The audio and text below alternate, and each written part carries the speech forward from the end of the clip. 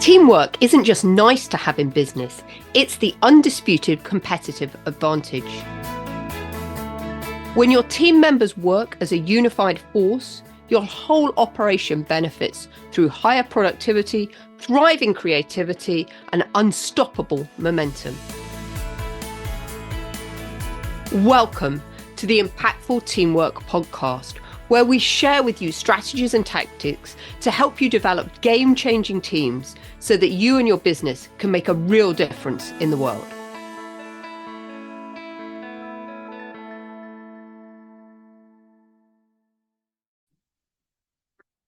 Welcome back to Impactful Teamwork. My name's Julia Felton, and I'm going to be your host and guide as we navigate through the really interesting topic related to teamwork of how do we empower our team members. And if you're new to the podcast, a big welcome. And if you've been listening to us for a while, thank you so much. We rely on you tuning in each week to keep us inspired and motivated to deliver more great content to you. Today's episode has been inspired by some training that I've recently been doing. And some of you might be familiar with DiSC profiling. And today I thought what would be really interesting was to look at how the 4 different DiSC profiles empower people differently and what each of the different styles needs. And if you're not familiar with DiSC, don't worry, I'm just going to talk you through at a very high level what it is, so you can maybe get a sense of what your DiSC profile is and therefore be able to make everything really applicable for what we're talking about. And the reason I've decided to share this today is because I had a big aha when I was going through this training recently, because as you know, I'm a massive proponent of collaboration and making workplaces operate more effectively together, helping everyone pull in the same direction. And we can only eliminate the silo mentality that exists within organizations, and we create a win-win all round. And the big insight that I had was that one of the reasons why I see a number of my clients really struggling with this is the particular profile of a number of the leaders that I work with is one of a more controlling stance. And therefore, it makes sense why they don't want to relinquish that control and therefore collaborate with other people, because it's actually really outside of their comfort zone to do that. And when I had that kind of epiphany, it's like, oh my God, this now makes so much sense why I see so many organizations struggling with creating that collaboration and win-win mindset throughout the organization. So that's what's inspired me to share this knowledge with you today. So to make the most of this podcast, if you're able to, grab a pen and a piece of paper, because it'd be really helpful for you to draw this down. If not, I will put some information in the show notes of these graphics that I'm going to be talking through that hopefully will help you understand and unpack kind of DiSC profiling at a very high level, how it operates, and the 4 different types of personality profiles that come out of DiSC. And of course, if any of you are interested in delving further into DiSC, please do reach out. I'm always happy to talk to you about how we can run a workshop for you and your team so that you can learn this information. So probably the best way to start is just by drawing a circle, and throughout the circle, stick a vertical line down it and a horizontal line across the middle. So we now have effectively like a cake in 4 pieces, right? In 4 quarters. And across those quarters, top left-hand side, I'd like you to put a D, top right an I, bottom left a C, and bottom right an S. So you've got the word D-I, drop down S-C. Across, DISC for DiSC. And the best way to think about it is the D stands for dominance, and people with this characteristic that have predominantly D in them are very direct and firm. People with the I characteristics, which stands for influence, tend to be very outgoing and enthusiastic. People with the S, which stands for steadiness, tend to be even-tempered and accommodating. And people with the C for conscientious tend to be analytical and reserved. And I always think it's really funny because, as many of you might know, I have 4 horses. And I have one of each of these DiSC stars within the team. And it's quite interesting, actually, when clients come and they partner with the horses and they do know their DiSC star, or we've done some work with them prior to coming out and partnering with the horses, whether people gravitate to the horse that is the same DiSC star as them. It's always very, very amusing to have a look at that. So those are the DiSC stars. So D, dominance, I, influence, S, steadiness, and C, conscientiousness. So what I'd now like you to do is, on that vertical line that you have put through your big piece of cake, the round circle, I'd like you to write at the top, fast-paced and outspoken. And on the bottom of the vertical line, I'd like you to write cautious and reflective. And on the horizontal line, on the left-hand side, if you could write questioning and skeptical. And on the right-hand side of the horizontal line, accepting and warm. So if you're trying to just figure out at very, very high level what your DiSC style is, then this is a very, very simple way to do it. So you can think about it. So somebody who is D, the high dominance, is likely to be fast-paced and outspoken, whilst also being quite skeptical and questioning as well. So Ds move fast. They've got very, very high energy. They pick up things very, very quickly. They don't have a lot of tolerance for being patient with people. They just get on and get things done. And they're obviously, really questioning and skeptical about why we're doing things.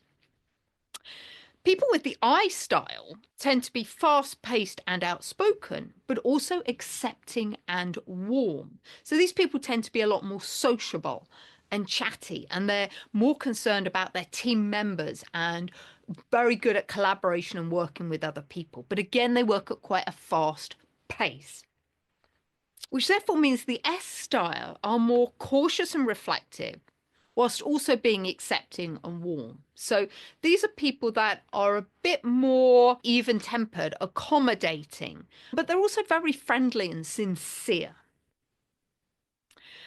And people with the C style, the conscientious style, are cautious and reflective and questioning and skeptical.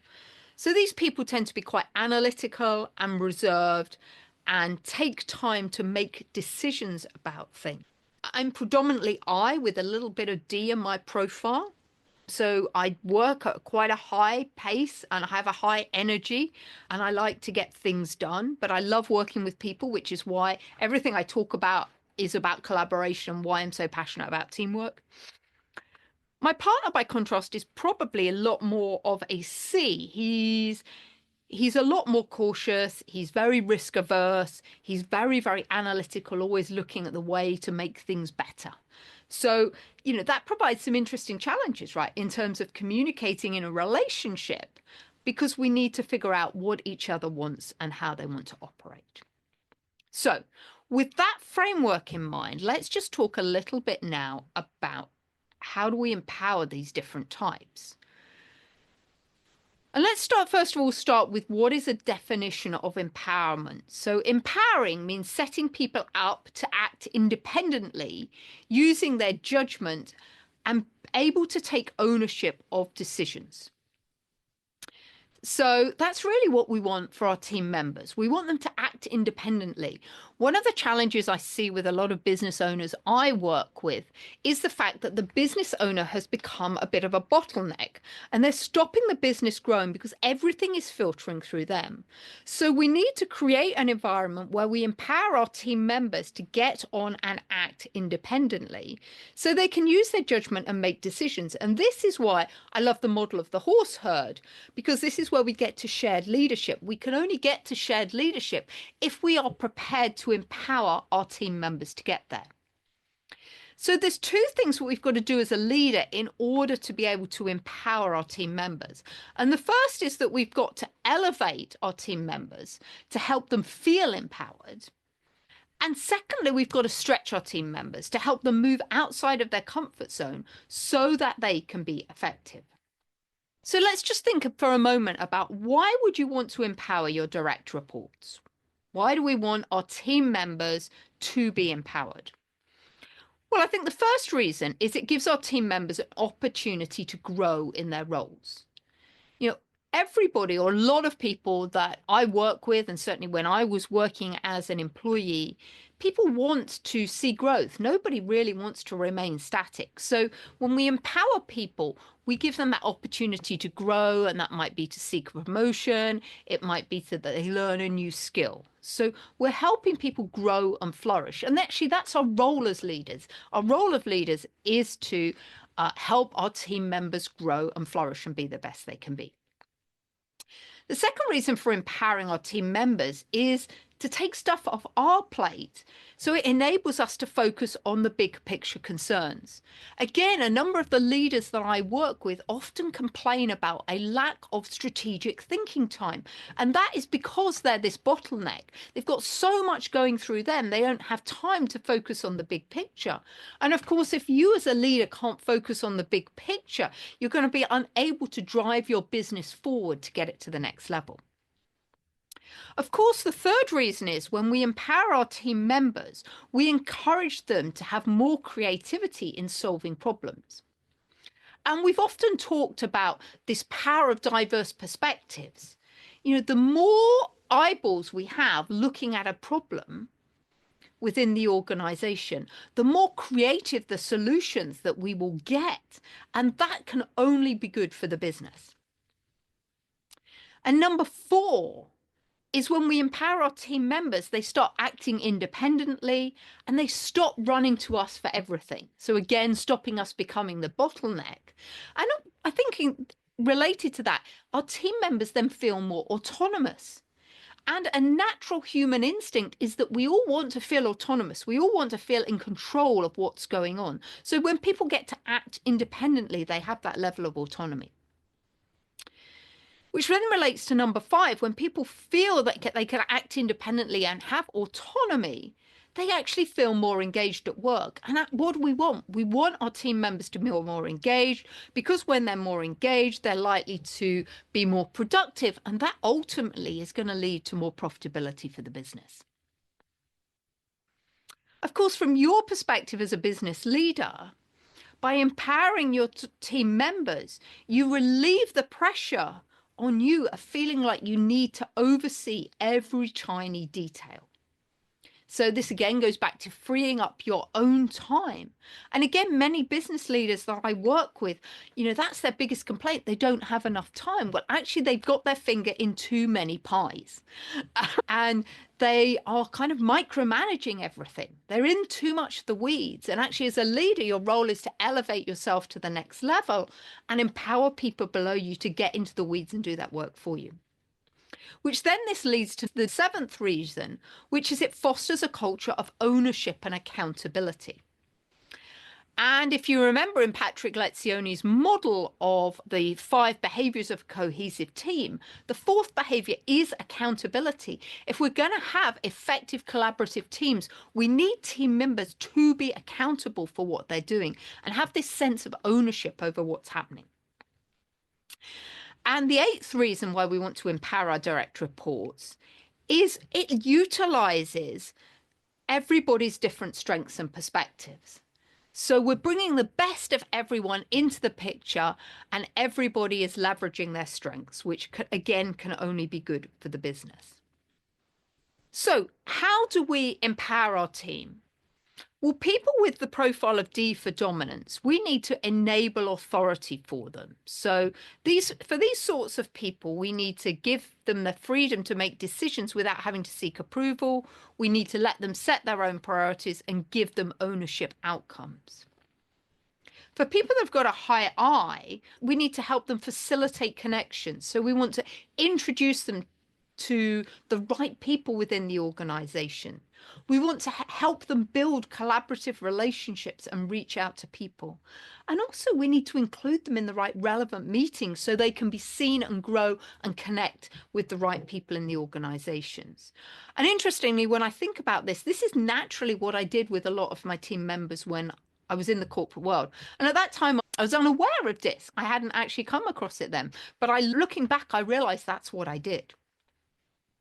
For people with the high level of steadiness, we need to offer guidance. So this is about giving them ongoing feedback and encouragement, helping them understand where the boundaries lie, and letting them know it's okay to experiment and make mistakes and seek out help.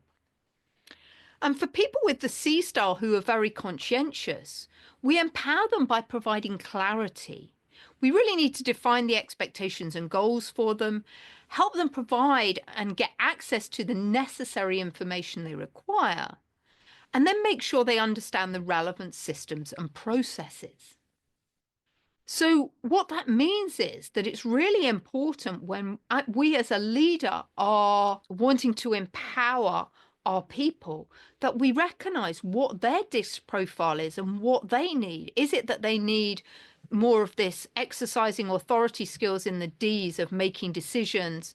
Is it more the I skills around helping them foster connections? Is it more in the S area of seeking guidance and giving this feedback and encouragement? Or is it in the C quadrant of the conscientiousness about giving them clarity?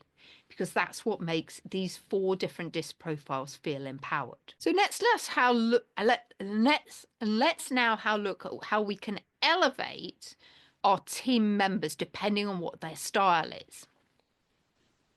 So if we've got a more D style person, so the dominant style, they prize independence and freedom, and they want the ability to make decisions without having to seek input. And they're probably really ambitious and eager to take on as much as possible. And they tend to be faster paced.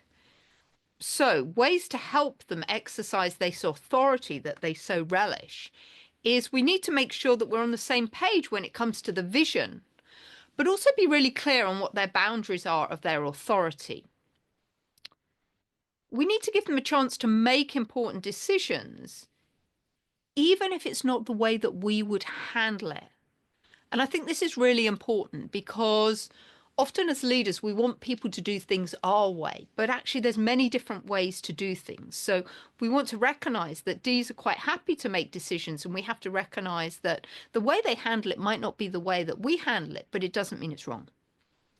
If there is some requirement to redirect somebody with the high dominance style, we really need to be very clear on why we need to do it and set a case for why we have had to overrule their decision or do something differently.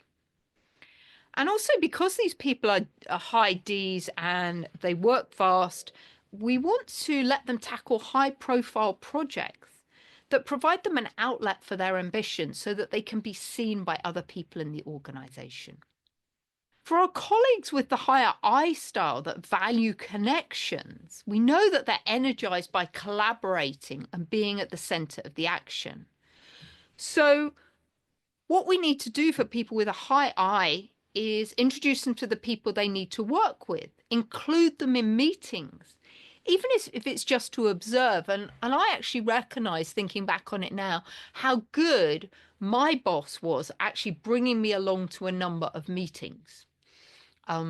I know one of the reasons he did it actually was he brought me along so I could listen, and then I got to do all the work afterwards because he just said, Julia, I just execute what we heard in that meeting.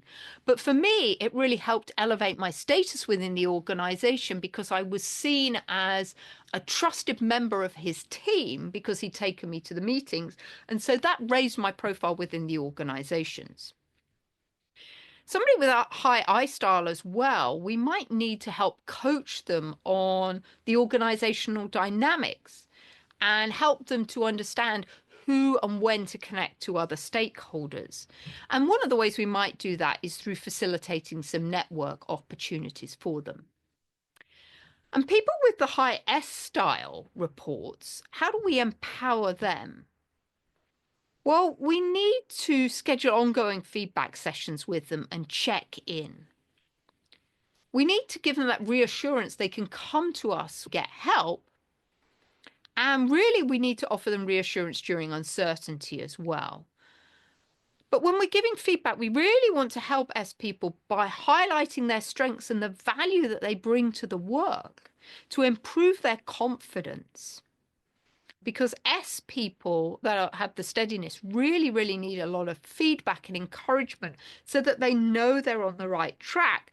And that can quiet any self-doubt and help them increase their confidence. And people with the C style, the conscientious style, well, they need the clarity. And they typically need to understand a topic. And when they understand and have that depth of knowledge, that gives them that sense of security and ownership. And one of the challenges for the C style is that they have very high standards for themselves and others. So they can really dread making a mistake, which means sometimes that they can procrastinate and not do things because they want everything to be perfect. So one of the ways we can help the C style get clarity on what they crave is to provide that really clear overview of the vision, goals, and expectations for the work. So they're crystal clear what is expected of them. And we might need to help them see where they might have gaps in their knowledge or understanding of a situation so that we can help support them through that. Because the C style is more questioning and skeptical and cautious and reflective, we do need to recognize that we need to give them a chance to digest information. And particularly if you're a D or an I and you work very fast, you need to be patient with somebody who's got the C style because they might not get all the information immediately. So we might need to drip feed it to them or let them know they can come back and check in with us if they've got any questions. And one of the other things we want to do as well is make sure that they feel comfortable taking ownership, that they've got enough information so they can do that. So that's how we can help people empower, either by elevating them or stretching them outside of their comfort zone by getting them to do something that they don't usually do. As we said, the D style is more about exercising the authority, the I style more about fostering connections, the S is more about seeking guidance, and the C is about getting clarity. So what can we do to help them stretch them into one of these different areas? So what might be quite interesting for you to do this week is actually to have a think about what do you think one of your team members' styles is. Are they fast-paced and outspoken or cautious and reflective? Are they questioning and skeptical or accepting and warm? And figure out which of those DiSC quadrants they might fall into. And then think about how you could motivate and inspire and empower them given that small piece of information that I've provided you with you today. So DiSC is really, really fascinating. There's lots of really fun workshops we can create, are really interactive using the DiSC styles. We can use the DiSC styles to help empower team members, to improve communication within your team, just to help team members get to know each other better. So if that's something you're interested in, then please do reach out to me. And the other thing is that we now have mapped over the DiSC styles, and we can also work in tandem with that with Patrick Lencioni's The 5 Behaviors of a Cohesive Team. So we can see how the D style does trust and how that differs from the I, the S, and the C, how they do trust, or how they do conflict, or commitment, or accountability, or getting results. So that's another very, very dynamic workshop that's available to you. So if any of those are of interest to you, please do reach out to me at julia@businesshorsepower.com. I'd love to have a conversation with you and see how we might be able to roll that out into your organization. But for now, I just hope that you've got some insight into how to empower your team to think about what everyone's different personality style is and how you need to lead them for maximum results. Because the thing is about leadership, it's not one size fits all. And as a leader, we always need to be able to step into the shoes of our team member to provide to them what they need in the way they want it, not how we want to provide it. So those are my thoughts for this week. I hope you found them interesting. And until next week, I hope you have an amazing week. Bye-bye.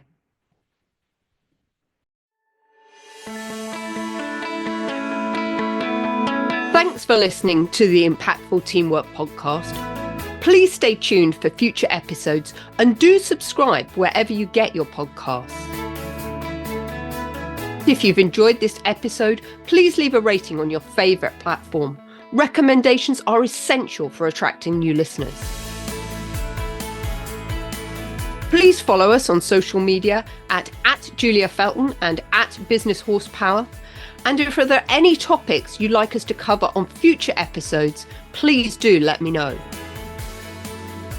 Remember, you and your team are always making an impact. What impact will you make today?